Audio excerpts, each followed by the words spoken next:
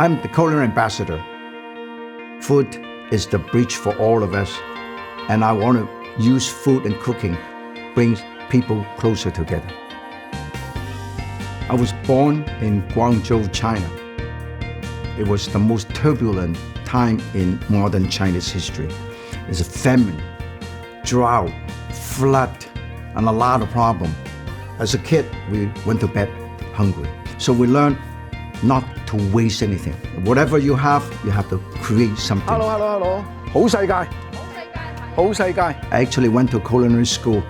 And then when I graduated, my first stop is in Edmonton, Alberta, Canada. It just happened that year. It was the coldest in 40 years. I came down to visit a friend, went to UC Davis, never returned to Canada because it's too cold.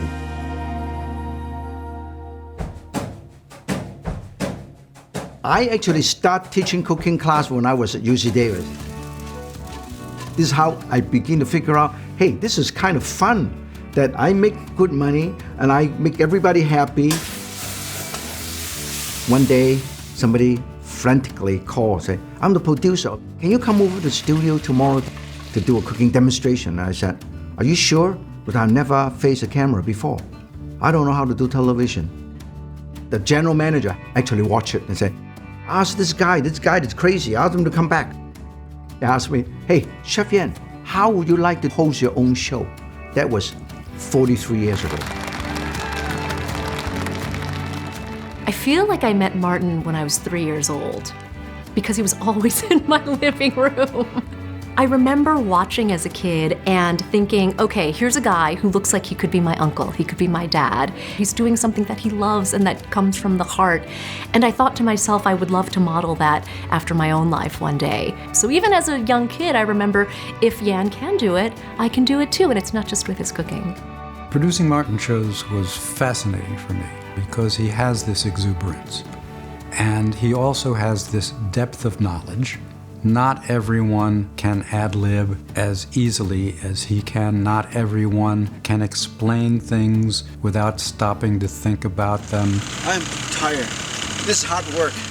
Everything looks easy in life, but when you actually get involved, it is sweat and blood and hard work. I admire these people. I think the most impressive characteristic of Martin is how hard he works. Not just doing the television production, but how hard he works all the time for everything he's interested in. I published about close to 35 cookbooks, and I'm working on one more.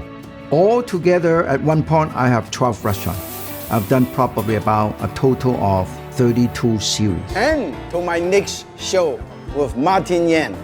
干杯! And bye-bye. Bye-bye.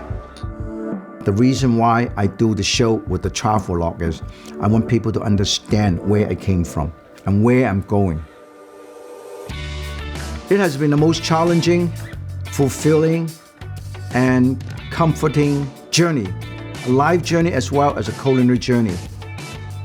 When you have something as simple as a common denominator of food and you understand how it's put together and then you appreciate it by eating it, you are essentially welcoming someone who is different, a culture that's different, into your everyday. And I think that's exceptionally powerful. It's not just the food. It's what he's done for people. It's what he's done for his community. It's the support he's given to other chefs and other people. For all these reasons, his lifetime and his body of work really merit the award he's getting. People from around the world come over to the US to look for the American dream. And this is one of the American dream that we have fulfilled. My Chinatown, your Chinatown, everybody's Chinatown.